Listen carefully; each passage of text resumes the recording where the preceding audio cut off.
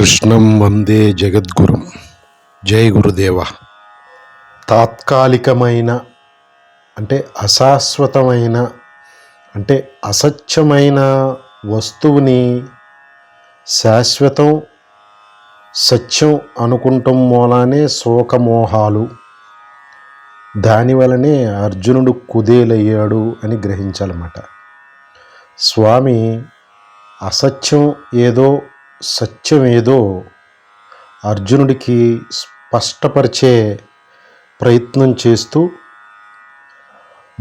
మోహం, శోకం, కర్తవ్య విస్మరణ, అజ్ఞానంతో ఉండి పండితుడిలాగా మాట్లాడటాన్ని, సత్యమేది అసత్యమేది అని, ఏది మరణించేది ఏది శాశ్వతంగా ఉండేదని, దేహము, జీవాత్మ, ఆత్మ గురించి, ఆత్మ లక్షణాల గురించి, జ్ఞాని అయినవాడు దేని గురించి బాధపడడని, సాధన యొక్క అంతిమ ఫలాన్ని ముందుగానే పరిచయం చేస్తూ స్వామి జ్ఞానామృతాన్ని అందిస్తూ ఉన్నారన్నమాట. ఇప్పుడు మహాభారతం, కురుక్షేత్ర యుద్ధం ఎప్పుడో జరిగినవి కావు.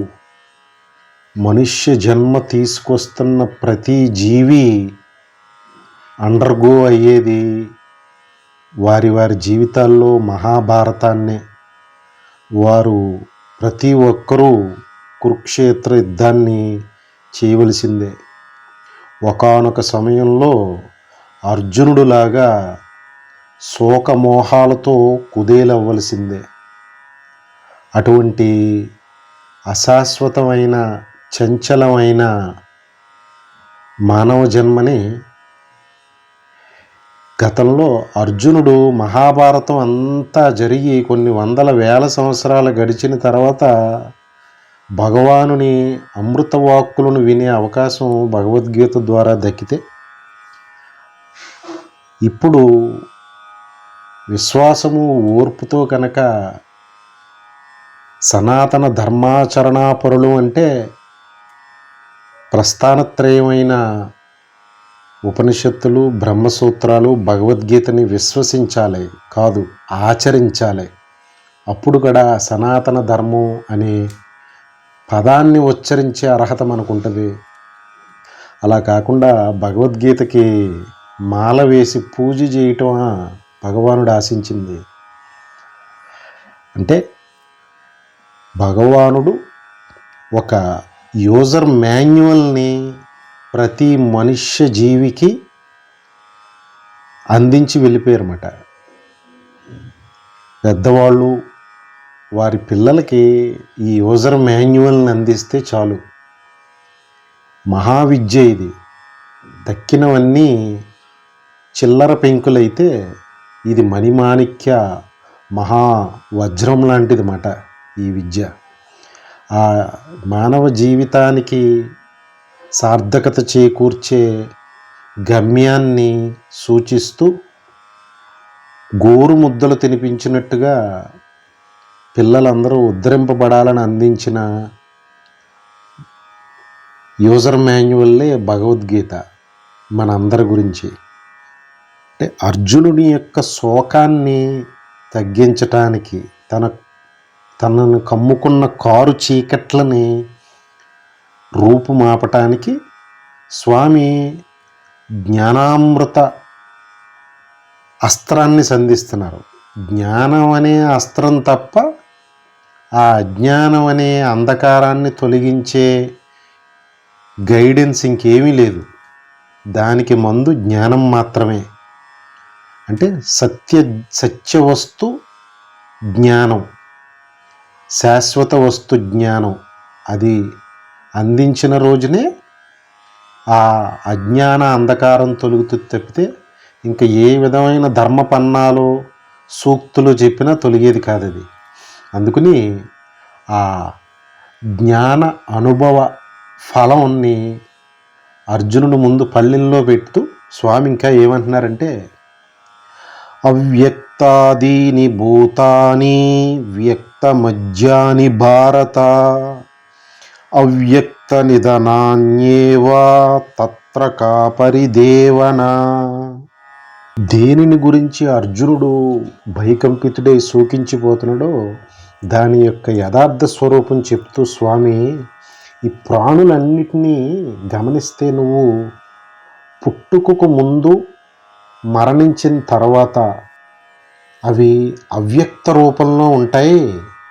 అంటే ఇంద్రియాలకు గోచరం కాని స్థితిలో ఉంటాయి. ఈ జననానికి మరణానికి మధ్యకాలంలో మాత్రమే అవి ఇంద్రియ గోచరాలు అవుతాయి. ఇంద్రియాలతో వాటిని దర్శించి స్పృశించి అనుభవించే వీలు జననం మరణం మధ్యకాలంలోనే ఉంటుంది. జననానికి ముందు మరణం తర్వాత ఈ ప్రాణులు అనేవి అగోచరంగా ఉంటాయి. అంటే తాత్కాలికమైన ఒక డెఫినిట్ పీరియడ్లో మాత్రమే ఈ ప్రాణులు ఇంద్రియ గోచరమైన స్థితిలో ఉంటాయి. మరి ఒక టెంపరరీ తాత్కాలికమైన మిథ్య అంటే ఉండి కనుమరుగైపోయే ఆ స్థితి గురించి ఎందుకు నువ్వు పరితపించిపోతున్నావు? అది యూజ్లెస్ కదా, నిష్ప్రయోజనం కదా. జననానికి ముందు అగోచరంగా ఉన్నాయంటున్నారు, లేవంట్లా. మరణం తర్వాత కూడా అగోచరంగా ఉంటాయి అంటున్నారు, లేవంట్లా. మధ్యలో ఇంద్రియ గోచరం అవుతుంది అంటున్నారు. కాస్త సమయం ఉండి మళ్ళీ అగోచరమైన స్థితికి వెళ్తాయి తప్పితే నువ్వు అనుకుంటున్నట్టు నాశనం అవ్వవి. ఆ పీరియడ్లో దానికి మొదలు తుద ఉంటుంది, ఉండి కనుమరుగవుతాయి. మిథ్యా విషయమైన దీని గురించి నువ్వు పరితపించటం వ్యర్థమైన క్రియ. నువ్వు అనవసరమైన దాని గురించి వ్యర్థంగా శోకిస్తున్నావు అని చెప్పి స్వామి అర్జునుడిని ఊరడిస్తున్నారన్నమాట. ఇక్కడ మనం ఎవరికి వారు భగవానుడు మనకే చెప్తున్నాడు, నేనే అర్జునుడిని అని మనల్ని అర్జునుడిలో పరకాయ ప్రవేశం చేసుకుంటే నిత్యం మన జీవితంలో మన జీవితాల్లో అర్జునుడు అనుభవిస్తున్న సందిగ్ధావస్థ, శోకం, మోహం ఇవన్నీ ప్రతి సన్నివేశంలో, ప్రతి ఆలోచన, మాట, పనుల్లో నిత్యం సతమతం అవుతున్నాం అందరం. ఈ అర్జునుడు ఏ విధంగా ఇప్పుడు శోకమోహాలకు గురయ్యాడో అది అనునిత్యం జీవిత కురుక్షేత్ర యుద్ధంలో ప్రతి మానవుడు పడుతున్న ప్రతి సన్నివేశం, ప్రతి కార్యంలో అనుభవిస్తున్న దుఃఖానికి కారణం స్వామి వ్యర్థమైన శోకమోహం. అది ఎందుకంటే ఎటర్నల్ కాదది, ఉండిపోయేది. జననానికి ముందు కనపడదు, జననం తర్వాత కనపడదు. మీ మధ్యలో ఉండిపోయే దాని గురించి ఎంత కంపించి భయకంపితుడు అయి దుఃఖాన్ని గుండెల నిండా నింపుకుని ఎందుకయ్యా వ్యర్థమైన శోకానికి గురవుతున్నావు, అది useless thing, time waste thing అని చెప్పి అర్జునుడిని, అంటే మనందరినీ మనమన్న సన్నివేశాలని ఆలోచించుకోండి. దేని గురించి శోకానికి గురవుతున్నావు, మోహానికి గురవుతున్నావు? అది అసత్య వస్తు, మోహం కారణంగా వస్తున్న శోకం అది అని సూచిస్తున్నారు స్వామి. స్వామి ఏమంటున్నారంటే, ఆశ్చర్యవత్ పశ్యతి కశ్చిదేనం ఆశ్చర్యవద్దతి తదైవ చాన్యః ఆశ్చర్యవచ్చైనమన్యః శృణోతి శ్రుత్వాపేనం వేదన చైవ కశ్చిత్. స్వామి ఇంతకుముందు చెప్పుకున్నట్టుగా ఆయన చెప్తున్న విషయాలు శిఖరాగ్ర సమానమైనవి.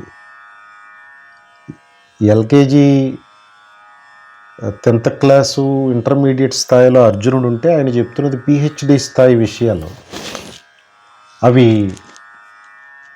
సారవంతమైన చిత్తశుద్ధితో కూడిన శరణాగతితో కూడిన మనస్సుతో ఉన్నాడు కాబట్టి ఈ జ్ఞాన బీజాలని వేస్తున్నారు.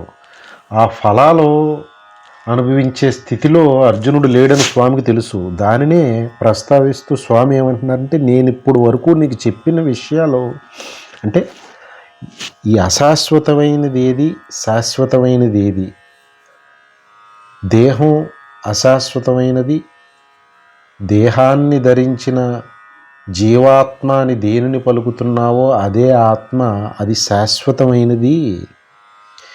ఈ నీ దృష్టికోణంలో మనుష్యులు నువ్వు చంపితే చంపబడతారు, లేదా వారి చేతిలో నువ్వు చంపబడతావని భ్రమిస్తున్నావు.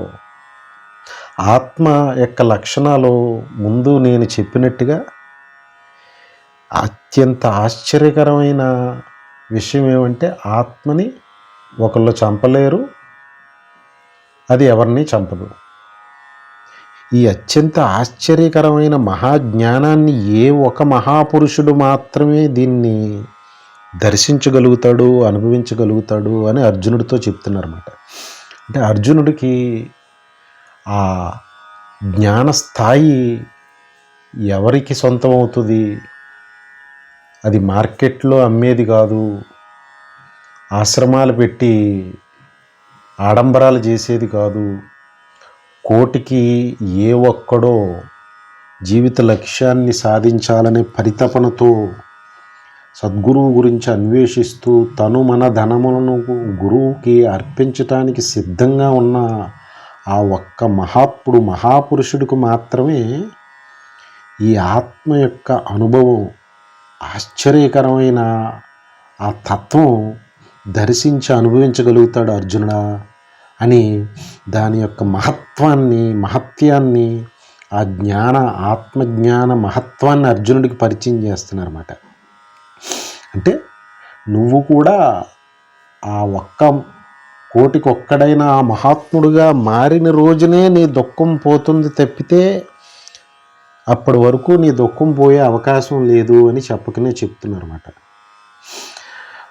ఒక కోటికొక్కడైన జ్ఞాని విశేషమైన ఆశ్చర్యకరమైన శాశ్వత ఆత్మతత్వాన్ని అనుభవైకం చేసుకుంటాడు.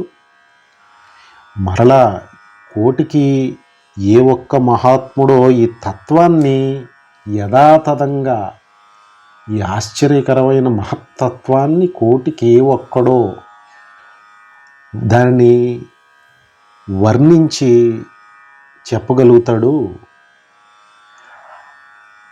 కోటికి ఒక్కడైనా ఇంకొక మహాపురుషుడు దీనిని ఆశ్చర్యంగా వినే ప్రయత్నం చేస్తాడు. ఆ విన్నవారిలో చాలామందికి దీని గురించి ఏం అర్థం అవ్వదు అని సుస్పష్టం చేసేసరి ఈ మహత్తత్వాన్ని కోటికొకటికి పరిమితం చేసి అనుభవిస్తాడు అని చెప్తున్నారు. కోటికి ఏ ఒక్కడో అనుభవించి వాడు నోరు విప్పి కరుణతో మాట్లాడదాం అనుకుంటే వర్ణిస్తాడు అని చెప్తున్నారు. మరలా కోటికి ఏ ఒక్కడికో దీని పట్ల విశ్వాసం కుదిరి వినే ప్రయత్నం చేస్తాడు అని చెప్తున్నారు. కోటికి ఏ ఒక్కడో అయిన కొంతమంది విన్నా అంతమందికి కూడా ఇది అర్థమయ్యే విషయం కాదు సుమా అని అర్జునుడి యొక్క విశ్వాసాన్ని రేకెత్తించి తను ఆలోచింపచేసే ప్రయత్నం చేస్తున్నారు. ఇది ఏదో నేను చెప్తుంటే నువ్వు వినేసి చేతులు దులుపుని నాకు అర్థమైపోయింది అంటావేమో, ఇది అలాంటి విషయం కాదు. కోటికొక్కడని చెప్పటంలోనే దీని యొక్క లోతు గాంభీర్యాన్ని స్వామి చెప్పకనే చెప్పారన్నమాట. కోటికొక్కడో అనుభవిస్తాడు, కోటికొక్కడో అనుభవించి కరుణతో చెప్పగలుగుతాడు, ఆ కోటికొక్కడు దీన్ని వినే ప్రయత్నం చేస్తాడు. విన్నవారిలో కూడా అందరికీ అర్థమయ్యే విషయం కాదు అని దీని గాంభీర్యాన్ని అర్జునుడికి ఎరుకుపరుస్తున్నారన్నమాట. అంటే ఎవరైతే ఈ జీవిత లక్ష్యమైన ఆత్మజ్ఞాన ప్రాప్తిని సాధించాలనుకుంటారో ముందుగా అది మహోన్నతమైన మహోత్కృష్టమైన శిఖర సమానమైన విషయం. దానిని నేను ఆడుతూ పాడుతూ ఏదో సినిమా చూసి వచ్చేసినట్టుగా విని అర్థమైపోయిందని జ్ఞానిలాగా వ్యవహరించేద్దాం అని అనుకుంటే బోర్లా పడినట్టే. జీవితాన్ని, తనువు, మనస్సు, ధనాన్ని గురువుకి సమర్పణ చేసి తానంటూ ఏమీ లేని శరణాగతిని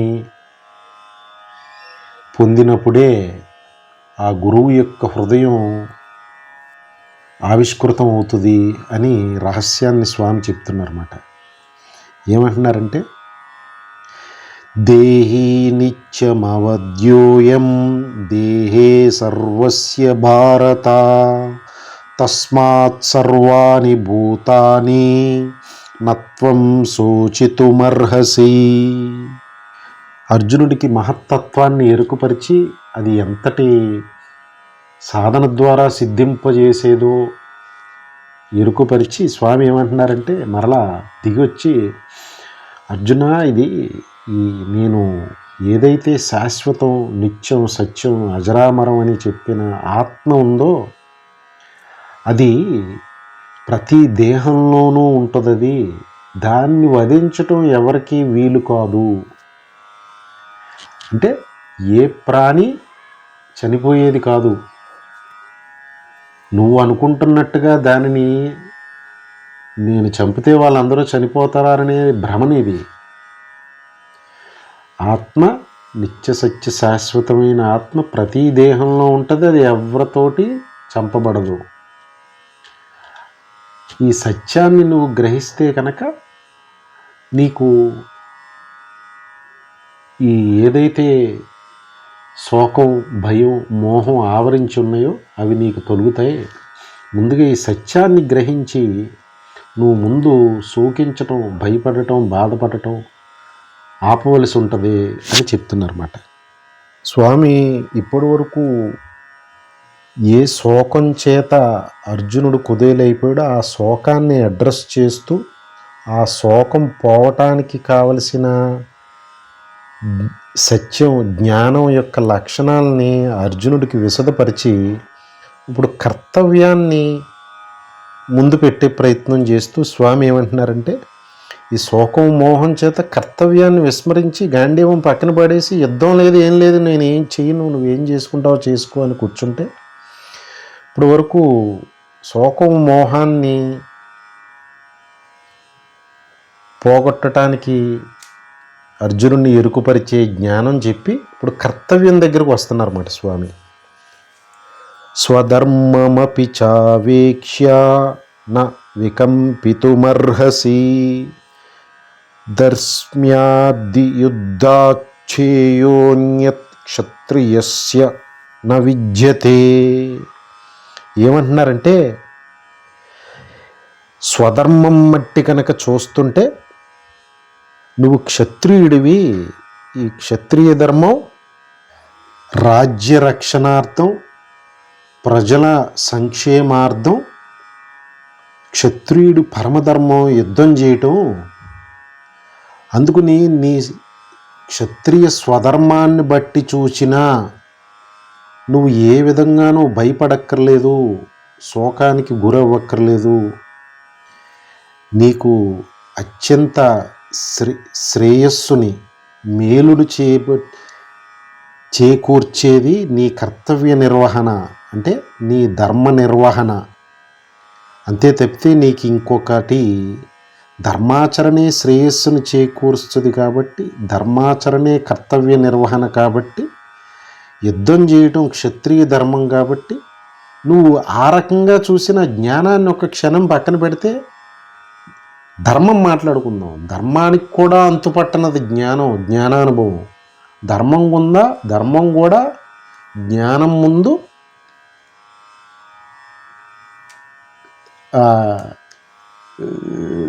నిలబడవలసిందే.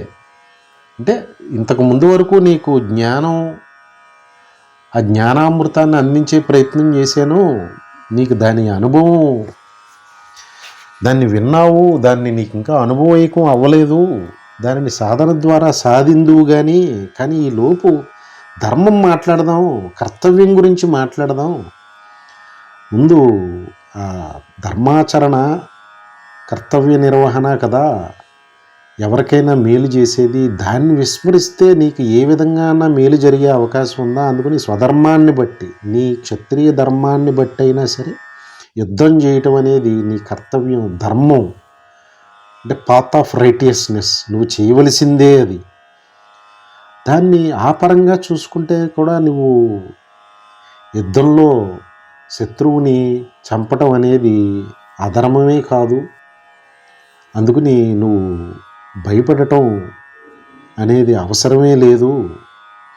నీకు మేలు జరగాలంటే నీ కర్తవ్యాన్ని, ధర్మాన్ని నిర్వర్తించాలి, అంటే యుద్ధం చేయాలి, అంటే శత్రువుని సంహరించాలి అని స్వామి ఆశ్చర్యకరమైన విషయాన్ని చెప్తున్నారు. ఇక్కడే కృష్ణుడు హృదయం, కృష్ణుడు అర్థమవరమాట.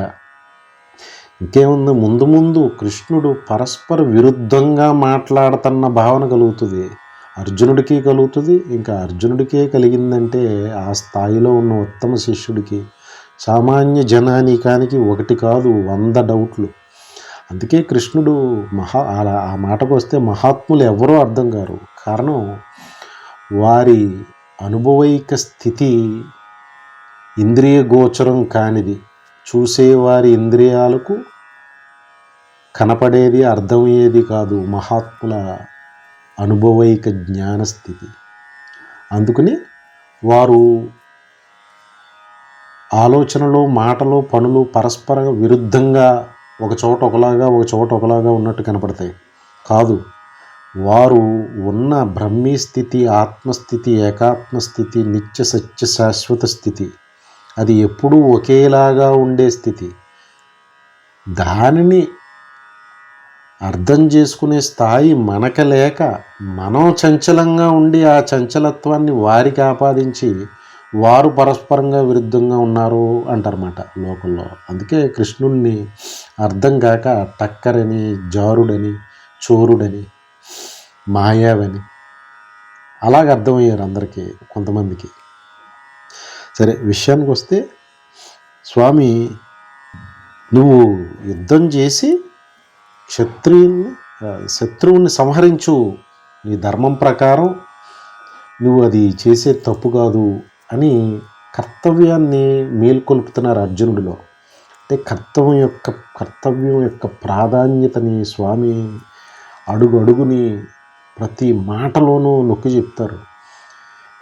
కృష్ణుడు ఇక్కడ ఉన్నది కర్తవ్య నిర్వహణలోనే. జీవితాంతం కృష్ణుడు అనుక్షణం అలుపెరగకుండా ఏదో ఒక కర్తవ్యాన్ని నిర్వహిస్తూనే ఉన్నారు. సాక్షాత్ పరబ్రహ్మం, అవతారమూర్తి, దిగి వచ్చిన పరబ్రహ్మం, రక్తమాంసాలతో నడయాడిన బ్రహ్మస్వరూపం, వారే కర్తవ్య విస్మరణ చేయలేదు. మనం మెట్ట వేదాంతంతో జ్ఞానులమని, పండితులమని భ్రమించి మనకు తోచినది ధర్మం అని చిలక పలుకులు పలుకుతూ కర్తవ్య విస్మరణ చేస్తే అలాగా అర్జునుడు ఇటువంటి పని చేసేటప్పటికీ కర్తవ్యాన్ని నిర్వహించు అని చెప్పి కర్తవ్య నిర్వహణకి ఉత్సాహపరుస్తున్నారన్నమాట. ఉత్సాహపరుస్తూ యదృచ్ఛయా చోపపన్నం స్వర్గద్వారమపావృతం సుఖినః క్షత్రియా పార్థ లభంతే యుద్ధమీదృశం. అర్జునుడి యొక్క విశ్వాసాన్ని, కర్తవ్యం పట్ల ఉత్సాహాన్ని పెంచడానికి స్వామి ఇంకా పరమసత్యాన్ని ఏం చెప్తున్నారంటే, సత్యం యొక్క హృదయాన్ని ఆవిష్కరిస్తున్నారు స్వామి. సత్య హృదయం, ధర్మం వేరు, ధర్మ సూక్ష్మం వేరు. అందుకని ధర్మ సూక్ష్మం అర్థం కాదు. ఇక్కడ స్వామి హృదయం అంతా కూడా ధర్మ సూక్ష్మమైనది. దాన్ని అర్థం చేసుకునే ప్రయత్నాలను చేయాలంటే జన్మాంతరాల సాధన ఫలం ఉండాల్సిందే. అందుకే ముందు విశ్వాసంతో ఆలకిచ్చి సాధనకు ఉపక్రమిస్తే స్వామి హృదయం సుస్పష్టంగా అర్థమవటం మొదలు పెడుతుంది అన్నమాట. ఇక్కడ స్వామి ఏం చెప్తున్నారంటే, కర్తవ్యం పట్ల అర్జునుడికి ఉండవలసిన దృష్టికోణాన్ని దృఢపరచడానికి నువ్వు యాదృచ్ఛికంగా, అంటే నువ్వు సంకల్పించి మొదలుపెట్టింది కాదు యుద్ధం, అనుకోకుండా అది తటస్థించింది అక్కడ. ఇది నువ్వు సంకల్పానుసారం నువ్వేం మొదలుపెట్టింది కాదు ఇది. అంటే అసంకల్పితంగా ఏది మన సంకల్పం లేకుండా అసంకల్పితంగా మన కర్తవ్య నిర్వహణ చేయవలసి వచ్చిందంటే అది దైవ రహస్యం అని గ్రహించాలన్నమాట. అది ధర్మబద్ధమైనది, మన ఆశ్రమ స్వధర్మబద్ధమైనది, కర్తవ్య సంబంధమైనది. యాదృచ్ఛికంగా కనుక ఏదన్నా తారసపడిందంటే అందులో ఉన్న దైవ కార్యాన్ని గ్రహించాలి అని స్వామి సూచిస్తున్నారు. అంటే ఎంతో అదృష్టం, అంటే నీకు తెలియని, నీకు కనపడని దైవ రహస్యం ఉంటేనే కానీ ఎటువంటి అవకాశం రాదు. నీ క్షత్రుడు అయి ఉండి యాదృచ్ఛికంగా నీకు ఎటువంటి అదృష్టం లభించింది, యుద్ధం చేసే అదృష్టం. ఇది నీకు ద్వారాన్ని తెరిచిపెడుతుంది. అంటే నీ అహంకార మమకారాలతో నువ్వు సంకల్పించింది కాదు యుద్ధం. ఒక మహాశక్తి దృష్ట శిక్షణార్థం, శిష్ట రక్షణార్థం ఒక మహాకారణం ఈ కార్యాన్ని యాదృచ్ఛికంగా నీ ముందుంచింది. అందుకని నువ్వు ఏ విధంగానూ దీన్ని కర్తృత్వం వహించి ఈ కర్తవ్య నిర్వహణని విస్మరించకు సుమా. స్వర్గద్వారానికి తెరిచిన గేట్లు లాంటిది నీకు వచ్చిన ఈ యుద్ధం చేసే అవకాశం. దానిని, ఈ స్వర్గద్వారాన్ని కాలదన్నకు సుమా అని చెప్తూ స్వామి లోకానికి అందరికీ ఏమి సూచిస్తున్నారంటే అహంకార మమకార దేహాత్మ తాదాత్మ్య సంబంధం మూలాన్ని మనుషులు రకరకాల తలంపులతో, ఆలోచనలతో సంకల్పాలు చేస్తూ ఉంటారు. అవన్నీ ఎక్కడైతే దేహాత్మ తాదాత్మ్యం ఉందో అహంకార మమకారం మూలాన్ని తలపెట్టే తలంపులు, మాటలు, పనులు అన్నీ కూడా సాధ్యమైనంత ఎక్కువ మోతాదులో వాళ్ళ సంకల్పించినవి ఉంటాయి. దైవ సంకల్పం ఒకటైతే వీరి సంకల్పం అహంకారభరితమైన, అజ్ఞానభరితమైన సంకల్ప సంబంధ పనులలో ఇరుక్కుంటారు మనుషులు.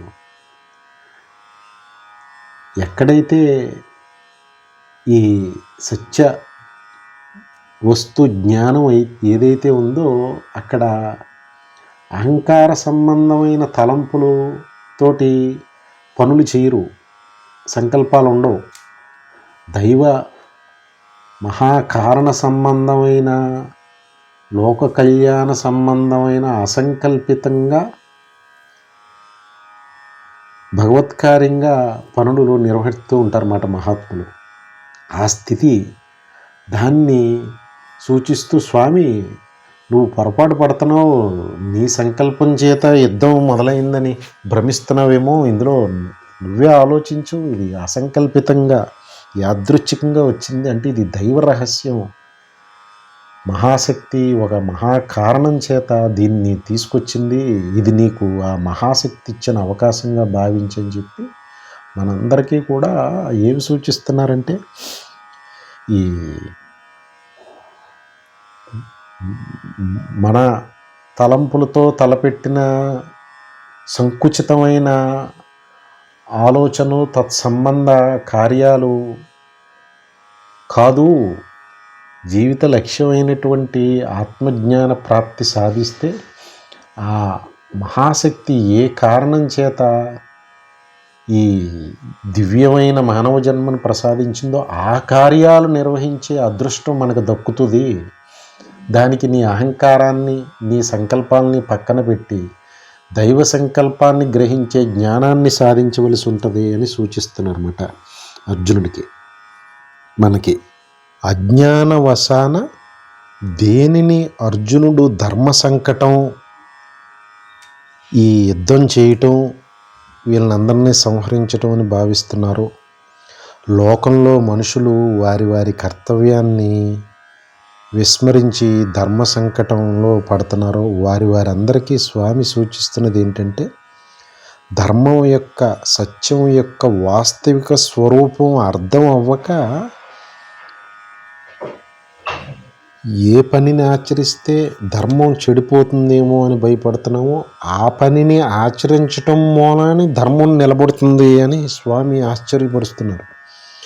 అంటే జ్ఞానాన్ని, సత్యాన్ని అనుభవైకం చేసుకున్న మహాత్ముని హృదయాన్ని అర్థం చేసుకుంటాం సామాన్యమైన విషయం కాదు.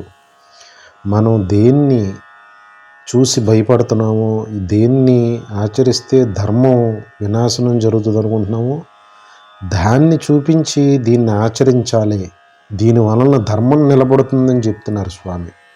అంటే అజ్ఞానంతో ధర్మ హృదయాన్ని అర్థం చేసుకుంటాం అనేది కుదరదు. దానికి మార్గం జ్ఞాన సముపార్జనే. అప్పుడే ధర్మం యొక్క, సత్యం యొక్క వాస్తవిక స్వరూపం అర్థమై ఈ స్వధర్మాన్ని, కర్తవ్యాన్ని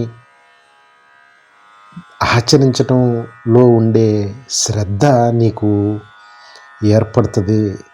ఏది ధర్మమో, ఏది అధర్మమో, ఏది స్వధర్మమో, ఏది పరధర్మమో, ఏది చెయ్యాలో, ఏది చేయకూడదా వివేకం కేవలం నీకు సూచించిన ఆత్మజ్ఞాన ప్రాప్తి ద్వారానే సిద్ధిస్తుంది అని స్వామి తెలియజేస్తున్నారన్నమాట. ఇక్కడ అంటే అండర్లయింగ్ కరెంట్ ఏమో జ్ఞానాన్ని అందించే ప్రయత్నం, బాహ్యంగానేమో కర్తవ్యోన్ముఖుణ్ణి, కర్తవ్య పాలనని నిర్వర్తింపచేసే ప్రయత్నం.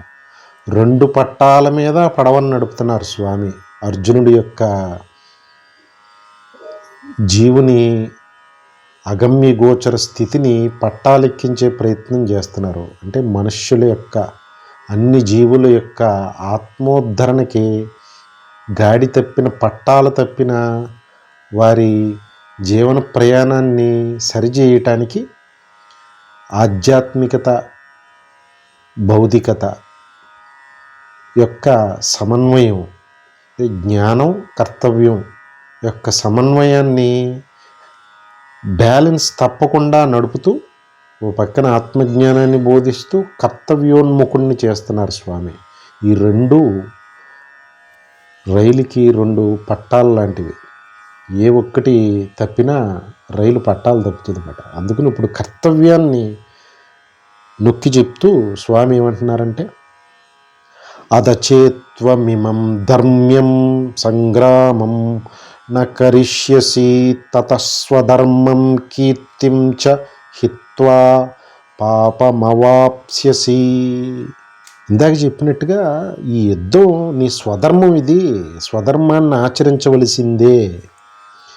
నువ్వు నా మాటను విశ్వసించి స్వధర్మాన్ని ఆచరించకుండా ఉంటే, దీని నుంచి తప్పించుకుని పారిపోయే ప్రయత్నం చేస్తే నీకు లోకంలో అపకీర్తి వస్తుంది, ఇక నువ్వు మహాపాపం చేసిన వాడు అవుతావని స్వామి పెద్ద బాణాన్ని సంధించారు. ఇక్కడ అభాండం, ధర్మాచరణని, కర్తవ్య నిర్వహణని ఆచరించకపోతే వచ్చే నష్టాన్ని ఇక్కడ ఎత్తి చూపుతున్నారు స్వామి. అర్జునుడు కాదు, లోకంలో అందరూ ధర్మాచరణ, కర్తవ్య నిర్వహణ దీనిని విస్మరించే అవకాశమే లేదు. మహాత్ములు కూడా ఏ ఒక్క క్షణం కర్తవ్య నిర్వహణను విస్మరించరు. లోకంలో ఎవరన్నా మెట్ట వేదాంతం చెప్తూ కర్మని, ధర్మాన్ని విస్మరించి అధోగతి పాలు చేస్తున్న ఆశ్రమాలని, గురువుల్ని చూస్తున్నాం లోకంలో. కృష్ణ హృదయం, భగవద్గీత హృదయం ఎప్పుడూ అలా చెప్పలేదు అన్నమాట. ఇక్కడ చాలా సుస్పష్టంగా చెప్తున్నారు, క్షత్రియుడమైన నీ స్వధర్మం యుద్ధం చేయటం, దాన్ని తప్పించుకు పారిపోయే మాటలు, పనులు చేద్దామని చూస్తున్నావు. కీర్తి పోతుంది లోకంలో, పాపం మూట కట్టుకున్నవాడు అవుతావు. పాపం అంటే ఏం కాదు, పడగొట్టేది. ఈ యుద్ధం నుంచి నువ్వు తప్పించుకుని పారిపోతే రెండు రకాలైన నష్టాలు, అపకీర్తి, రెండు పాపం. అంటే ఈ యుద్ధంని తప్పించుకుని స్వధర్మాన్ని విడిచిపెట్టి, కర్తవ్యాన్ని విడిచిపెట్టి నువ్వు పారిపోతే అది నిన్ను ముందు ముందు ఈ పాపం పడగొట్టే ఒక రకమైన సన్నివేశాన్ని తీసుకొస్తుంది. పాపం అంటే పడగొట్టేది. యుద్ధం నుంచి తప్పించుకుంటూ పాపం అని అంటున్నారంటే స్వామి అది ముందు ముందు ఈ అధర్మం పెచ్చు మీరి నిన్ను నాశనం చేసి ఎక్కడున్నా నిన్ను వెంబడించి పడగొడుతుంది ఈ పాపం అని సూచిస్తున్నారు. ఇప్పుడు కేవలం అర్జునుడిని సూచిస్తూ క్షత్రియ ధర్మం గురించి మాట్లాడుతున్నారు. ముందు ముందు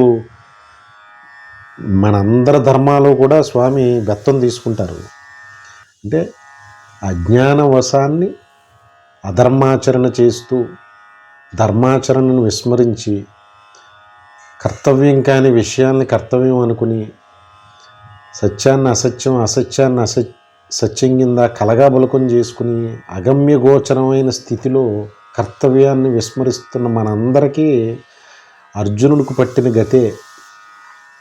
అటువంటి అర్జునుడికి ఆ మహాజ్ఞాని మహాగురువు రూపంలో బోధ చేసి ఉన్నారు. మనందరికీ భగవద్గీత రూపంలో ఆ యూజర్ మాన్యువల్ ఉంది. ఆచరించేవాడేడి అంటే అంటే స్వామి ఆ కర్మాచరణ, కర్తవ్య నిర్వహణ, ధర్మాచరణ చేయకపోతే మనిషి పాడైపోతాడు, పాపం మూడగట్టుకుంటాడు, లోకంలో అగౌరవం అపకీర్తి పాలవుతాడు అని మనందరికీ హెచ్చరిస్తున్నాం అనమాట. అంటే ఎవరి ధర్మం ఎవరి కర్తవ్యం వారు నిర్వహిస్తూ నిరంతరం ఎరుకతో జాగరూకతతో ఉండాల్సిందే.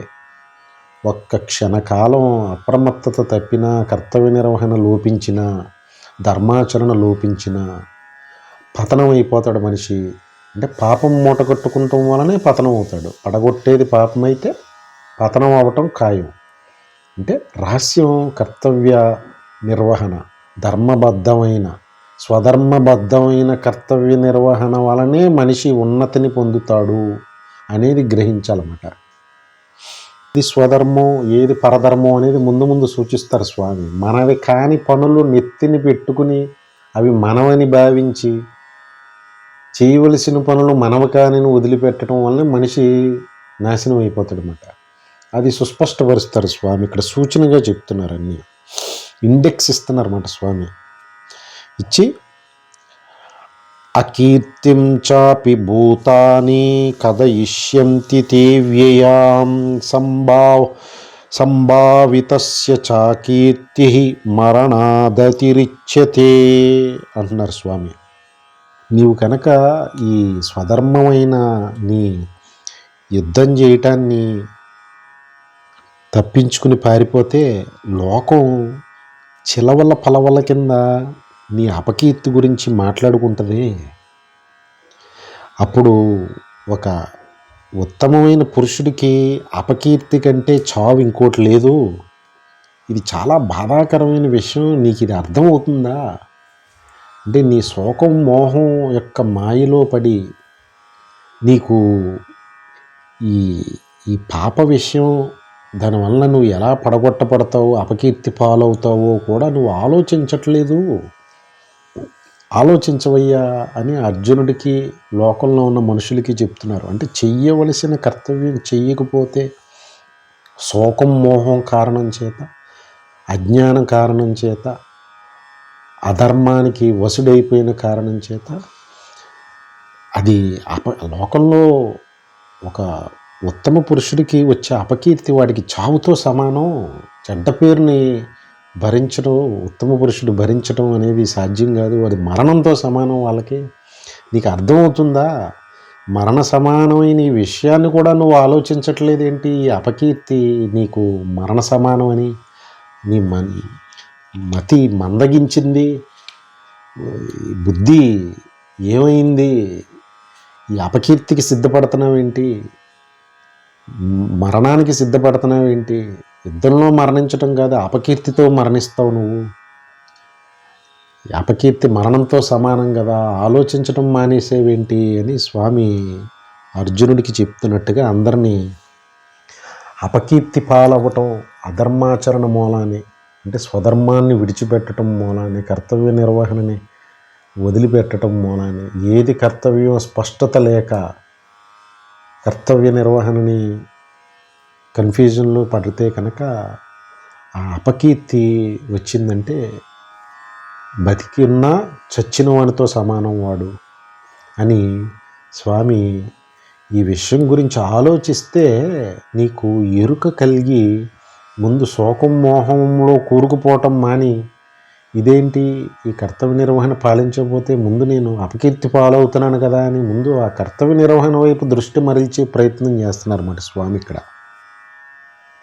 ఊబిలో కూరుకుపోయి శోకమోహంలో పడి ఉన్న అర్జునుడు లోకంలో మనుష్యులందరినీ కర్తవ్యం వైపు నడిపించాలంటే ముందు కర్తవ్యాచరణ చేయకపోతే వచ్చే నష్టాన్ని ఎత్తి చూపితే తప్పితే వీడికి దాన్ని వదిలిపెట్టడం వలన కలిగే నష్టం ఏంటో తెలియపరుస్తున్నారన్నమాట. అది దాన్ని వదిలిపెట్టడం వలన ధర్మం హాని జరగదు అని అజ్ఞానం వలన అనుకుంటున్నాడు అన్నమాట అర్జునుడు. కానీ దానిని వదిలిపెట్టడం వలన ధర్మం హాని జరుగుతుంది. దాన్ని వదిలిపెట్టడం మూలాని స్వధర్మాచరణని కర్తవ్య నిర్వహణ వదిలిపెట్టడం మూలాని నువ్వు ఎటువంటి ఇబ్బందులు గురవుతావో చెప్తూ స్వామి ఇక్కడున్న గొప్ప గొప్ప మహారథులు ఉన్నారు, వీళ్ళందరిలో కల్లా నువ్వు ఎంతో ఉత్తమమైన వాడివి, ఇక్కడున్న గొప్ప గొప్ప మహారథులు గొప్ప యుద్ధ యోధుల్లోకంతా నువ్వు ఉత్తమమైన వాడివి, అంటే గొప్ప మహారథివి వీళ్ళందరికంటే. అలాంటి నువ్వు యుద్ధం నుంచి వెళ్ళిపోతే నీకంటే ధీరత్వం శక్తిలో తక్కువైన వీళ్ళందరూ నిన్ను చూసి చులకనగా మాట్లాడతారు, చులకనైపోతావు వీళ్ళ దగ్గర. పైగా వీళ్ళందరూ నువ్వు పిరికివాడివై యుద్ధం నుంచి పారిపోయినట్లుగా భావిస్తారు అని చెప్పి ఇందాక సూచించిన అపకీర్తి ఏ విధంగా వస్తుందో దీన్ని స్పష్టపరుస్తున్నారు. ఎక్కడి నుంచో రాదు, ఏ రణరంగంలో వచ్చి యోధుడులా నుంచున్నాడో అక్కడున్న గొప్ప గొప్ప మహాయోధుల కంటే గొప్ప మహోన్నతుడు అర్జునుడు. అంతటి యోధుడై ఉండి వెళ్ళిపోతే ఈ చిన్న స్థాయిలో ఉన్న ఈ యోధులు అర్జునుడిని భయం వేసి పారిపోయాడని ఈ అడ్వాంటేజ్ క్యాపిటలైజ్ చేసి దాన్ని లోకంలో ఒక అపకీర్తిని వ్యాపింపజేసేస్తారు. వాళ్ళందరూ నిజంగా కూడా నువ్వు భయకంపితుడివై పిరికితనంతో పారిపోయావని అనుకుని ఆ అపకీర్తి లోకవ్యాప్తం అయిపోతుంది. ఇందాక చెప్పినట్టుగా అటువంటి అపకీర్తి నీలాంటి యోధుడికి మరణంతో సమానం కదా, ఆలోచించు అని అర్జునుడిని కర్తవ్య విస్మరణ వల్ల కలిగే నష్టాల్ని ఎరుకుపరుస్తూ ఎలర్ట్ చేస్తున్నారన్నమాట స్వామి. అంటే అర్జునుడే కాదు, లోకంలో కూడా ఈ త్రిగుణాల యొక్క విస్తారమైన బోధ ముందు చేస్తారు స్వామి. దాని గురించి ఇప్పుడు మాట్లాడుకోకర్లేదు. ఈ తమో రజోగుణ స్వరూప లక్షణాలు ఎలా ఉంటాయంటే చేయవలసిన దాన్ని విస్మరించడం, చేయకూడని పనులు చేస్తూ జీవుల్ని సర్వనాశనం చేస్తాయన్నమాట. అందుకని అప్రమత్తంగా సత్యాసత్య వివేక జ్ఞానం చేతనే, ఆత్మజ్ఞానం చేతనే ఈ కర్తవ్య నిర్వహణ సాధ్యం అవుతుంది, ధర్మాచరణ సాధ్యం అవుతుంది. లేదంటే అధర్మాన్ని ధర్మం అనుకుని, ధర్మాన్ని అధర్మం అనుకుని అగమ్య గోచరమైన స్థితిలో చేయకూడని పనులు చేస్తూ చేయవలసినవి విస్మరించే స్థితిలో అపకీర్తి పాలై మరణ సదృశమైన చెడు కీర్తిని మూటకట్టుకుంటాడు అన్నమాట. అపకీర్తిని మూటకట్టుకుంటాడు. అది అర్జునుడికి చెప్తున్నారు, మనుషులందరికీ చెప్తున్నారు. కర్తవ్యం పట్ల ఎంత ఎరుకుతో అప్రమత్తంగా ఉండాలో, లేదంటే లోకం నిందలు వేసేస్తుంది, గౌరవం కూడా దక్కదన్నమాట లోకంలో. చెప్తూ స్వామి అవాచ్యవాదాంశ్చ బహూన్ వదిష్యంతి తనాహిత నిందం తస్తవ సామర్థ్యం తతో దుఃఖతరం మకిం అంటున్నారన్నమాట. అంటే ఇక్కడ ఎవరైతే యుద్ధంలో నీకు ఆపోజిట్ ఒక శత్రువులు స్థానంలో నీకు నిలబడి ఉన్నారో చెప్పినట్టుగా వాళ్ళందరూ నువ్వు పిరికితనంతో యుద్ధం భూమిని వదిలి పారిపోయేవని చెప్పి అంటమే కాదు, నిన్ను అనకూడని మాటలు, నువ్వు వినకూడని మాటలు, చాలా చులకన చేసే మాటలు మాట్లాడతారు. ఇది ఎంతటి బాధాకరమైన విషయం నీలాంటి యోధుడికి, ధీరుడికి, ఆలోచించవేంటయ్యా అంటున్నారన్నమాట. అంటే జ్ఞానం మూలాని ఉత్సాహవంతుడైపోతే ఇది ఎన్నో జన్మజన్మల సాధన సాగినట్టు ఒక్క మాటతో జ్ఞానానుభవం అయితే. కానీ అర్జునుడి స్థితి అది లేదు. జ్ఞానాన్ని ఇంతకుముందు కాస్త చెప్పే ప్రయత్నం చేసి మళ్ళీ కర్మ యొక్క ఆవశ్యకతని ఎరుకుపరుస్తున్నారు కాస్త అర్జునుడి యొక్క మనోస్థితిని గమనించి. అంటే దానివల్లనే అరే అనకూడని మాటలు, నువ్వు వినకూడని మాటల వల్లనే ఎంత బాధాకరమైన విషయం.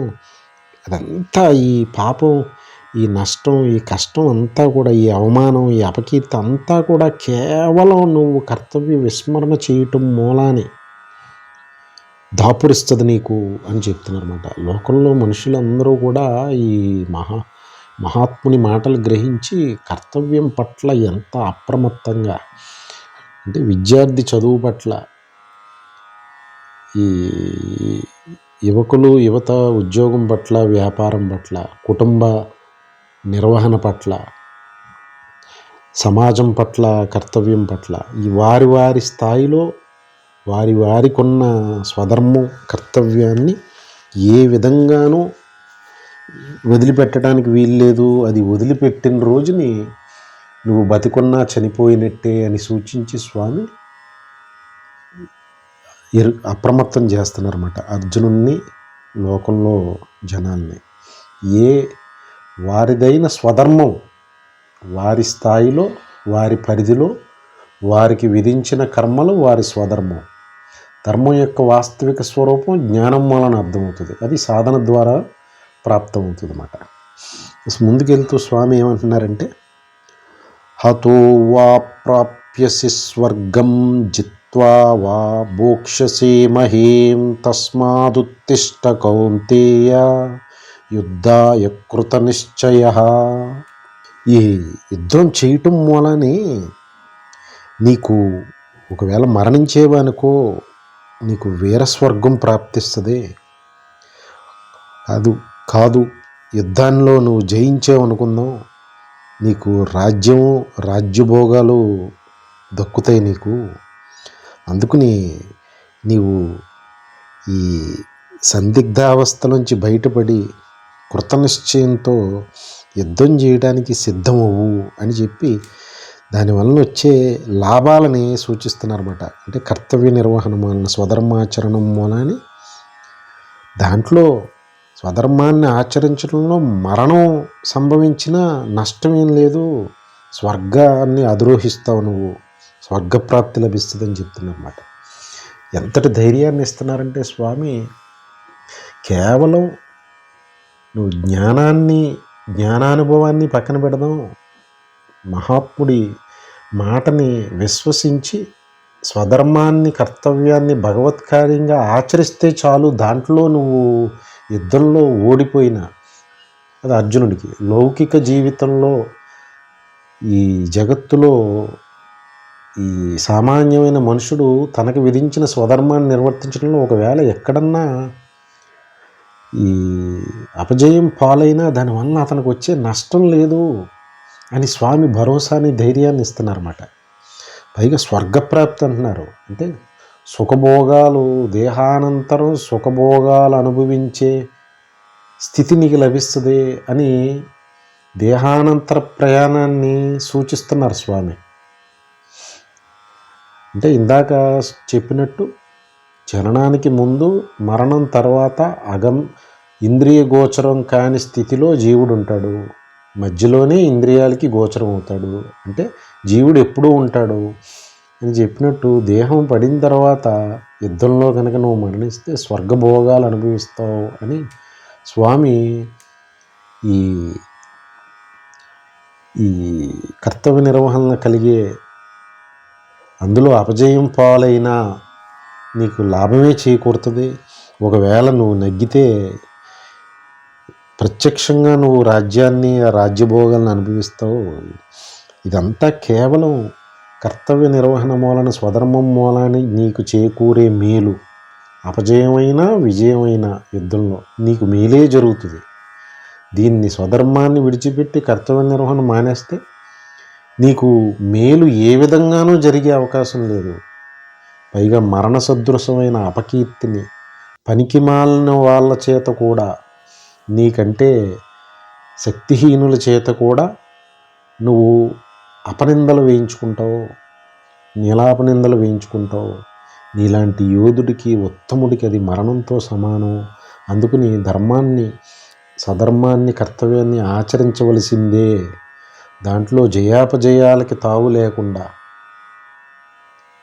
జయమైనా అపజయమైనా కర్తవ్య నిర్వహణలో నీకు మేలే జరుగుతుంది. ఆచరించడమే ప్రధానం.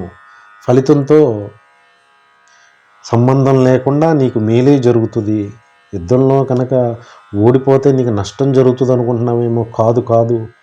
ధర్మాచరణ, స్వధర్మాచరణ, కర్తవ్య నిర్వహణ, దైవ కార్యాన్ని కర్తవ్యంగా భావించి చేస్తున్నప్పుడు నీకు జయాపజయాలతో సంబంధం లేని స్వర్గం కానీ, రాజ్యప్రాప్తి కానీ దక్కనే దక్కుద్ది అని చెప్పి ఉత్సాహపరుస్తున్నారు అర్జునుడిని, మనందరినీ. కర్తవ్యం యొక్క ప్రాముఖ్యతని మన పరిధిలో అర్జునుడికి క్షత్రియ ధర్మం ప్రకారం యుద్ధం గురించి సంబోధిస్తున్నారంటే మనకి మన పరిధిలో మన కర్తవ్యాన్ని యుద్ధం కిందే భావించి ఆ కర్తవ్య నిర్వహణని యుద్ధం చేస్తున్నట్టుగానే భావించి ఏ విధంగా నిర్వహించాలో సమాయత్తపరిచి ఉత్సాహపరుస్తున్నారు స్వామి. ఏమంటున్నారంటే, సుఖ దుఃఖే సమీకృత్వా లాభాలాభౌ జయాజయౌ తతో యుద్ధాయ యుజ్యస్వ నైనం పాపమవాప్యసి. ఎంతో ముఖ్యమైన, ప్రతి శ్లోకం ముఖ్యమైనదే. కాకపోతే ఒక్కొక్కటి చాలా తరచూ వినే శ్లోకాల్లో ఇదొకటి. ఏమంటున్నారంటే, ఇందాక చెప్పినట్టుగా జయం అపజయం, లాభం నష్టం, సుఖం దుఃఖం, వీటిని గమనిస్తే ద్వంద్వాలు. ఒకటి ఒక ధ్రువం, రెండో ధ్రువం. ఒకటి ఈ పక్కకి, రెండు ఆ పక్కకి. రెండు పరస్పర విరుద్ధంగా ఉంటాయి. పరస్పర విరుద్ధమైన ఈ ద్వంద్వాలని, అంటే ఈ ద్వంద్వమయమైన విషయాల్ని సమానంగా భావించటం మొదలుపెట్టి నీ స్వధర్మాన్ని ఆచరించు, యుద్ధం చేయటానికి సిద్ధం అవ్వు. నీవు అనుకుంటున్నట్టుగా నువ్వేమీ పతనం అవ్వవు. ఎవరూ నీతో చంపబడరు, నీకు పాపం అంటదు. నీవు సమత్వ దృష్టిని అలవర్చుకో. ఈ ద్వంద్వాలైన జయం అపజయం, లాభం నష్టం, సుఖం దుఃఖం అనేవి అప్రధానం. ఈ రెండిటిని సమదృష్టితో చూడటం భావించి నీ స్వధర్మం కర్తవ్య నిర్వహణే, నీకు విధించిన ధర్మాచరణే, అదే అత్యంత ఆవశ్యకమైనది, నీ చేతిలో ఉన్నది, నువ్వు చేయదగినవి. నువ్వు అతలాకుతలం అయిపోయి కంపించిపోతున్నది ఫలాన్ని దృష్టిలో పెట్టుకుని, జయం అపజయం, లాభం నష్టం, సుఖం దుఃఖం అనేది కర్మ ఫలాలు. ఇవి వీటిని దృష్టిలో పెట్టుకుని కంపిస్తున్నావు. ఈ ద్వంద్వాలు దృష్టిలో పెట్టుకుని నువ్వు శోకమోహానికి గురవుతున్నావు. ప్రధానమైన ఈ ధర్మాచరణని, స్వధర్మాచరణని, కర్తవ్య నిర్వహణను వదిలిపెడుతున్నావు. పతనం అయిపోతానికి అది కారణం అవుతుంది తప్పితే ఈ ద్వంద్వాలకి సంబంధించిన ఆలోచనలు నువ్వు వదిలిపెట్టకపోతేనే పతనం అవుతావు. నువ్వు కర్తవ్య నిర్వహణ, ధర్మాచరణ ఆచరిస్తే ఎప్పటికీ పతనం కావు. కారణం ఈ ద్వంద్వమయమైన ఫలానుభవాన్ని విపరీతంగా ఆలోచించి నువ్వు కుదేలైపోయావు. అందుకని నీ స్వధర్మమైన యుద్ధాన్ని చేసే విషయంలో ఉత్సాహంతో ముందుకు దూకు. నీకు ఏ విధమైన పాపం అంటదో అని ఉత్సాహాన్ని, ధైర్యాన్ని ఇస్తున్నారన్నమాట. ఇక్కడ స్వామి ఇందాక అనుక్షణం అర్జునుడు మనమే కర్మ ఫలం గురించి ముందు స్వామి చాలా విపులంగా చెప్తారు. దాని గురించి కాస్త దీన్ని వివరించటంలో ఒక్కొక్కసారి మాట ముందుకు దూకుతున్నా మళ్ళీ వెనక్కి సదురుకుంటంలో కారణం ఏంటంటే, కృష్ణ హృదయాన్ని యథాతథంగా ఆయన ఏ సీక్వెన్స్లో ఆవిష్కృతం చేసే ప్రయత్నం చేస్తున్నారో ఆ సీక్వెన్స్లోనే వెళ్ళనిచ్చే ప్రయత్నం. అందుకని ఇక్కడ స్వామి కర్తవ్య నిర్వహణ చెయ్యకపోవటం వలనే పాపం కలుగుతుంది తప్పితే, చేసి దాని ఫలితం ఎలాగున్నా నీకు పాపం అంటదు. అది ధర్మపరమైన స్వధర్మమైన కర్తవ్య నిర్వహణ అయితే కనుక, అధర్మమైన పరధర్మాన్ని గురించి ఇంకా స్వామి ముందు ముందు చెప్తారు. స్వధర్మం కర్తవ్య నిర్వహణ ఆచరించటమే నీ లక్ష్యం, అదే నీ చేతిలో ఉన్నది. అది చెయ్యని రోజుని పాపం అంటుకుంటుంది, అపకీర్తి పాలవుతావు, మరణ సమానం అయిపోతుంది నీకు. దానికి తప్పితే నువ్వు దాన్ని ఆచరించడమే నీ ప్రధానం. దూకు, యుద్ధం చేయి. ఈ లాభ నష్టం, సుఖం దుఃఖం, జయాపజయాల్ని సమంగా భావించు. అవి నీ చేతిలో లేనివి.